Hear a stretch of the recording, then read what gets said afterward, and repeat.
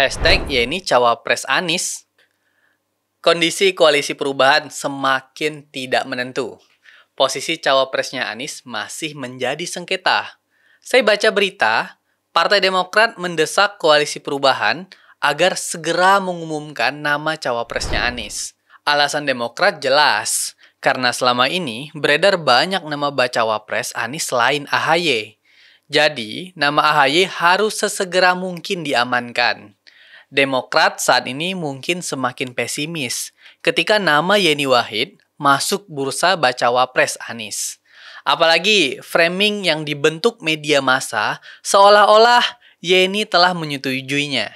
Faktanya, Yeni tidak pernah membuat pernyataan spesifik tentang itu.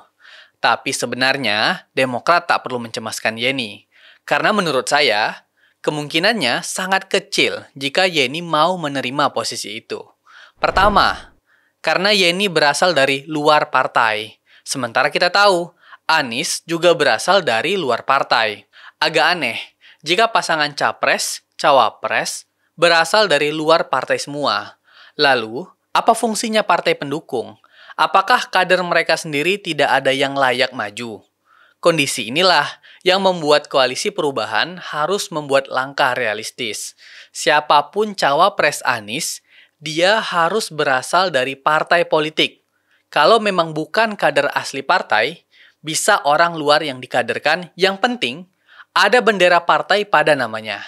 Selama Yeni tidak masuk salah satu partai dari koalisi perubahan, namanya sulit diterima.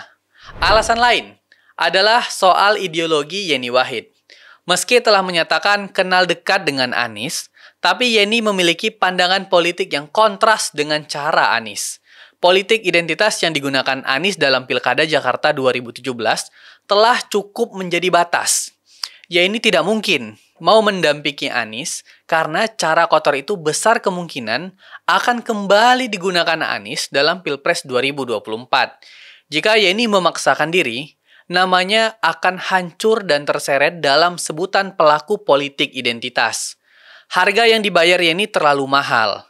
Maka tidak logis jika sampai dia gelap mata dan mengambil posisi cawapresnya Anies. Yang juga sulit ditembus adalah koalisi perubahan itu sendiri. Jika nama Yeni yang diajukan Anies sebagai nama cawapresnya, otomatis Demokrat dan PKS bakal hengkang dari koalisi. PKS jelas berseberangan dengan Yeni secara ideologi. Sulit tuh membayangkan seorang Yeni Wahid berdiri bersama partai yang sering dianggap merecehkan nama Islam itu. Misalnya, soal isu poligami yang dulu pernah dimainkan. Mereka juga sering memainkan politik identitas, sehingga sulit bagi Yeni untuk bisa nyaman jika berada satu koalisi dengan partai tersebut.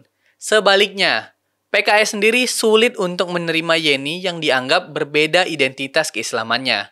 Karena kita tahu, keislaman PKS dianggap berbeda dengan keislaman pada umumnya, khususnya yang berkaitan dengan NU.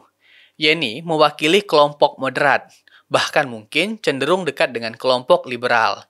Satu posisi yang jelas berlawanan dengan PKS yang lebih konservatif, yang bahkan akan menganggap cara berkerudungnya Yeni itu kurang islami bagi mereka. Belum lagi Demokrat, yang sudah dari awal telah memasang nama AHY sebagai cawapresnya Anies.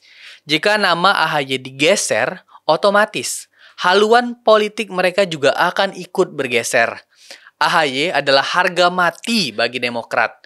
Tanpa memasukkan AHY sebagai cawapresnya Anies, berarti koalisi perubahan sudah siap kehilangan Demokrat.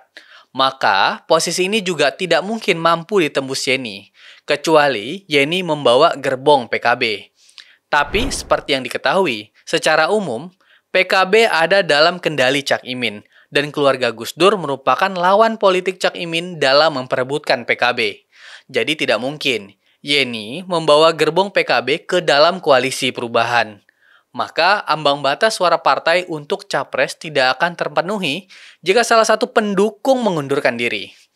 Jika sekarang ada banyak asumsi yang berkeliaran di media sosial, itu tujuannya hanya untuk menaikkan pemberitaan saja, agar nama Anies terus disebut-sebut. Karena sekarang ini, Anies sudah tidak banyak melakukan kegiatan seperti sebelumnya.